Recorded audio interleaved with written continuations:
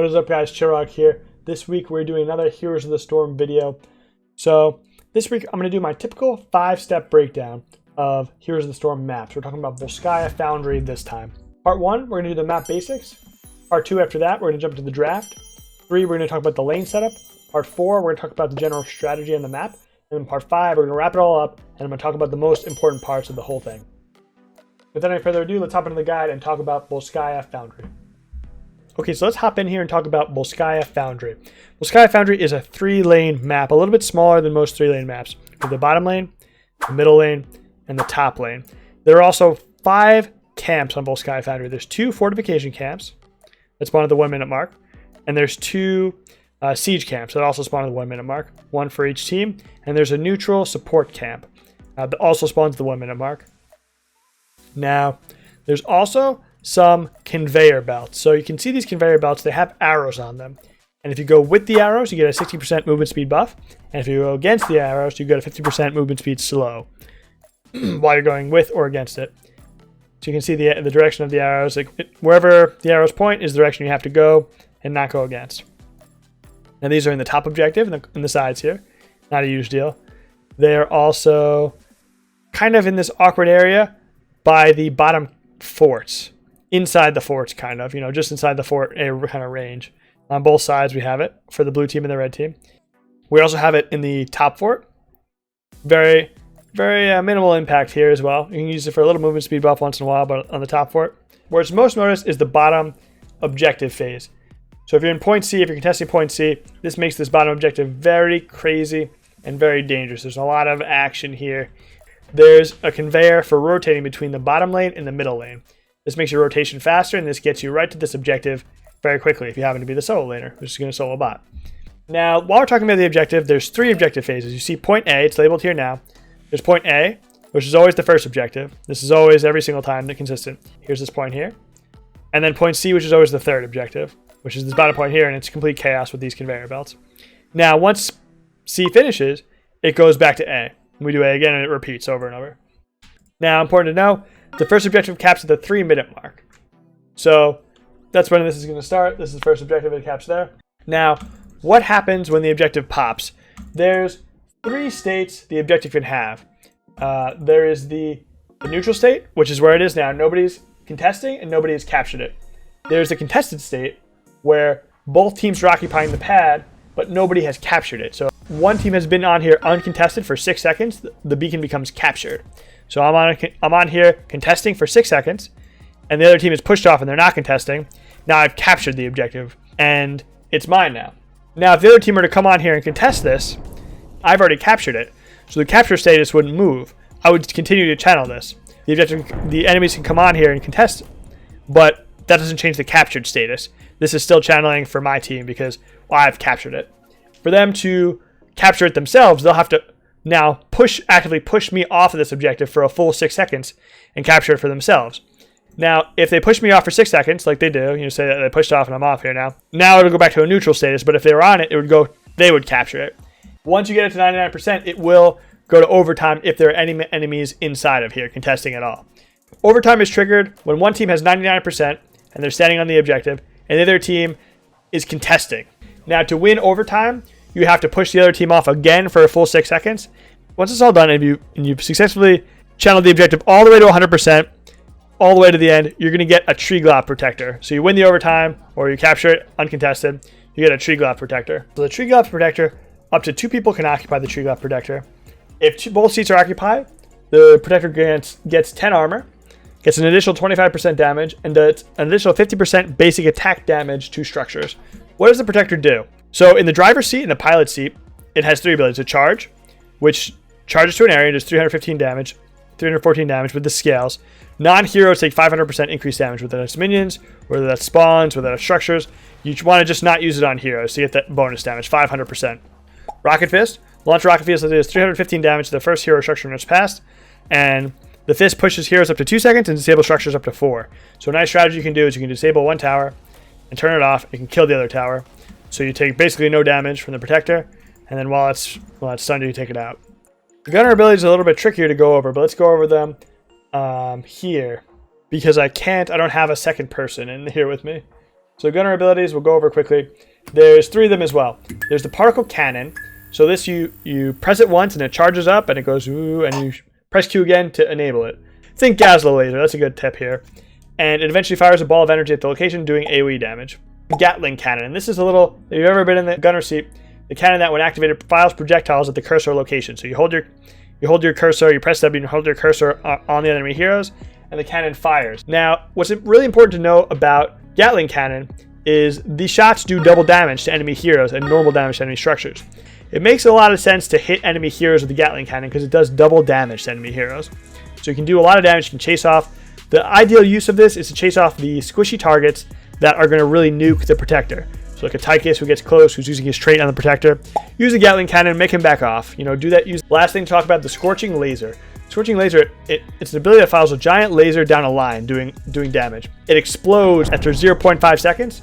The laser, you draw a little laser on the line, it explodes and does a heavy amount of damage to heroes and structures the same. So you can paint it in a line over the whole gate so it hits a lot of structure. If the gate's down, I'll hit at least the well and the fort, and sometimes the well, the minion wave, and the fort. Try and hit a lot of stuff at once with this laser because the line you draw is pretty long. You can get a lot of things in there. And the last thing to talk about for the map basics is the new core ability. So the core ability is Rocket Fists. Every 6 seconds, the core shoots 3 rocket fists at nearby enemy heroes and deals 150 damage and knocks them back. You have a nice amount of time to dodge it, so it's not an insanely impactful core ability like some other ones. Battlefield of Eternity, it'll really hurt you. Garden of Terror will really hurt you. Dragon Chariot, it's not one of those. It's pretty easy to see and it's not that high impact. The CC is really not that bad. Let's jump into part 2, the draft. What do we want to draft on Volskaya Foundry? Well, Volskaya Foundry often goes to level 20.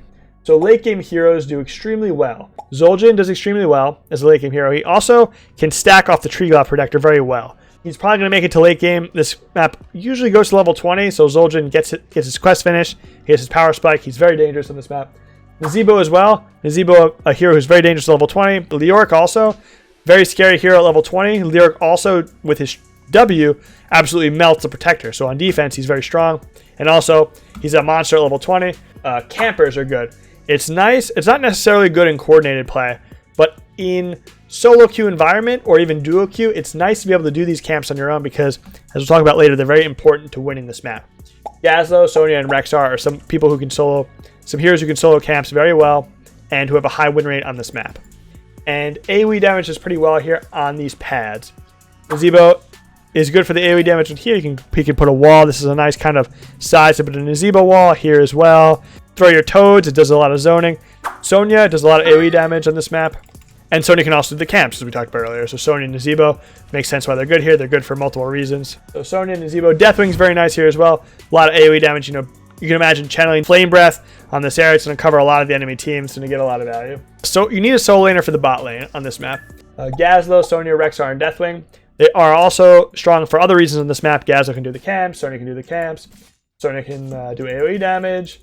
Rexar can do camps, and Deathwing has the AoE damage as well, and they're also all pretty good solo laners.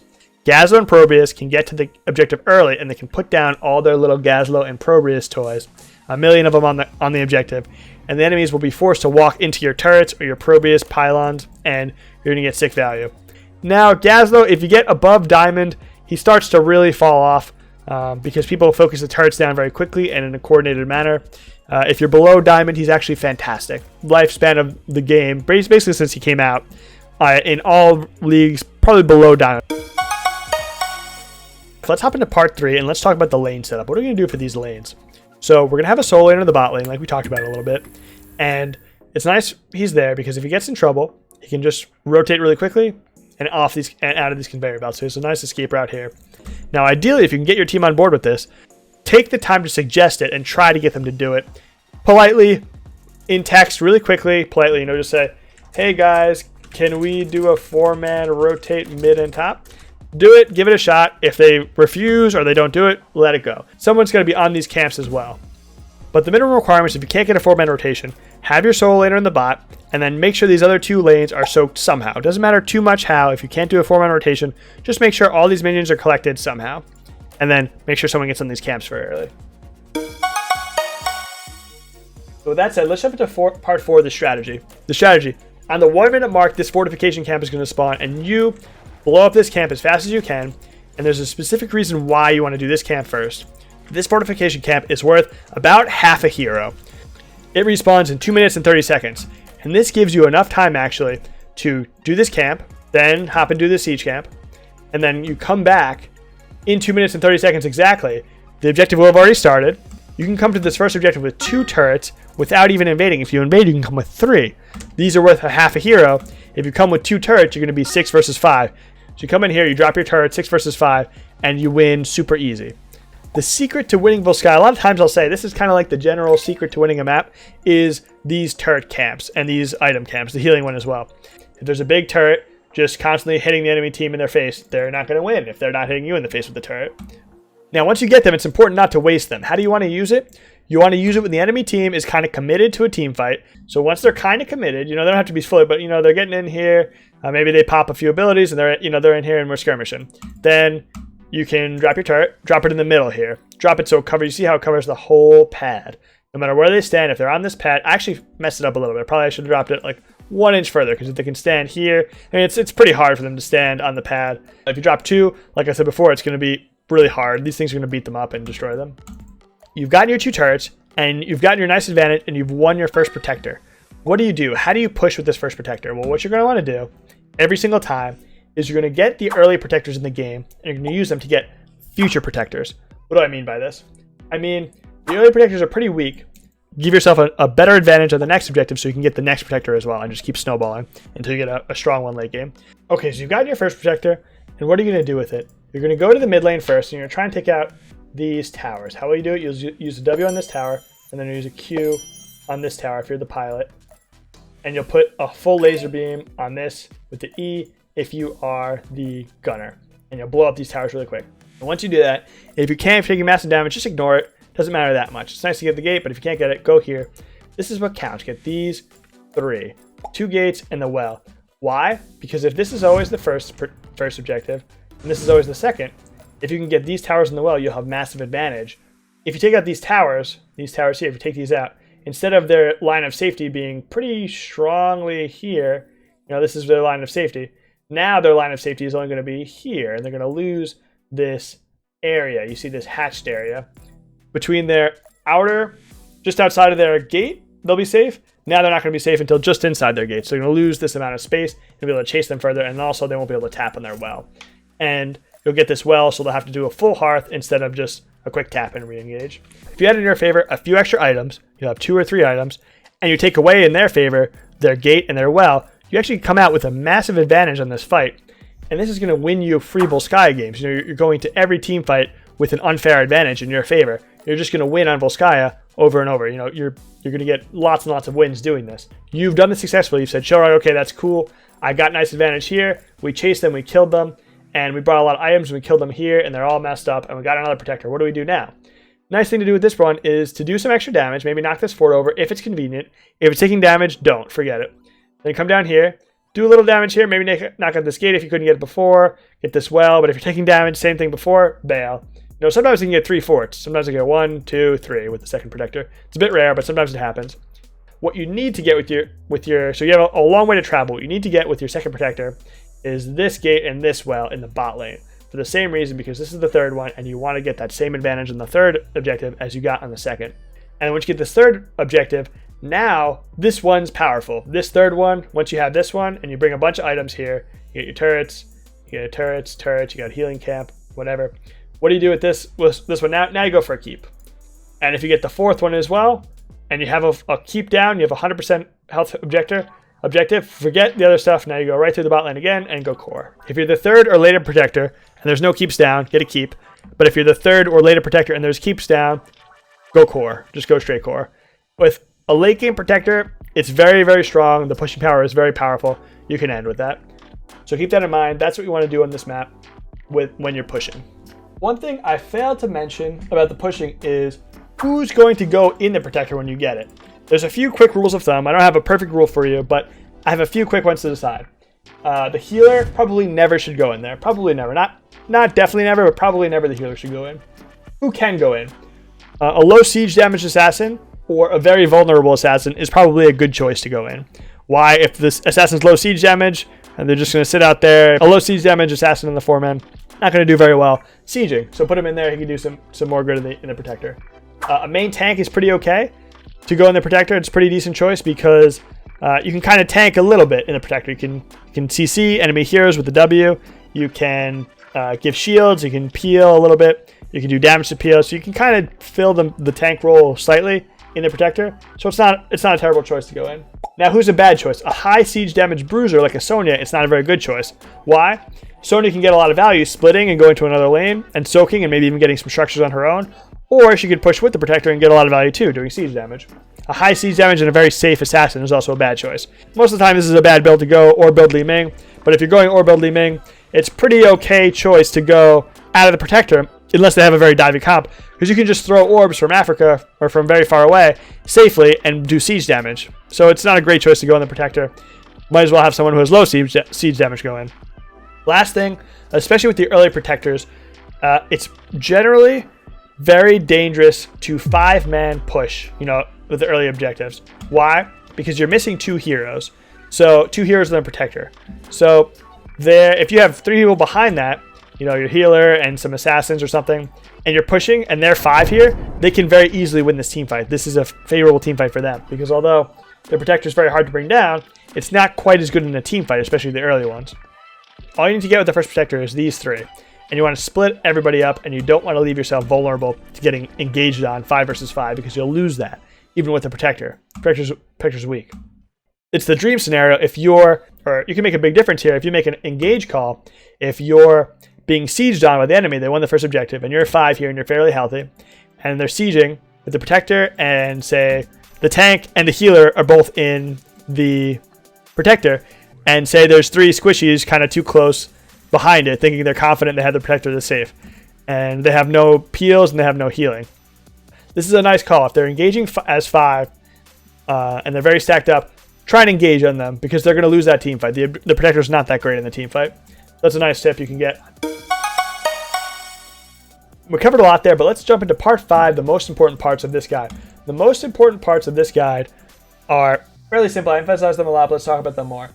Collect 1,000,000 items, as many as you can. Collect them. The fortification camps, the turrets, and the healing camps. Collect them over and over. They're very powerful.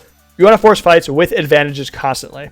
Try to just take unfair fights where you have either more items or a talent tier advantage, or where they're missing their gates and their well and you have yours. Take unfair fights all game and you'll get more wins on Volskaya Foundry. One thing really important to mention, do it on cooldown as fast as you can just to get the experience. The faster you do it, the faster it's back up, and the faster you get more experience and more experience and more experience. But if the objective is either middle or bottom, it's very nice to have the siege camp pushing top while everyone's fighting for the objective. So if you have to delay it 30 seconds or 45 seconds or so, delay it. If you have to delay it more than that, just do it and wait till it comes around the next time. So consider delaying this camp so they can push while point A or point C is up. But if it's during point B, it's not as important. So I know that was a lot to take in. If you have any questions, feel free to post in the comments below. I'll answer any questions you put down there. Also, if you want to reach out to me live, I'm streaming on twitch.tv/chillrog. Feel free to ask me any questions there, whatever you guys want to know. Definitely smash that subscribe button as well if you guys aren't subscribed. I have a lot more guides coming out. Map guides for sure, hero guides, some different kind of before the scenes, before you queue guides, things you can do before you're in the game to get yourself a nice advantage on actually winning while you're in game. So definitely smash the subscribe button below to catch those. I think you guys will find a lot of value in those to get your Storm League win rate up. Besides that, guys, thanks a lot for watching the video, and I'll see you guys in the next one.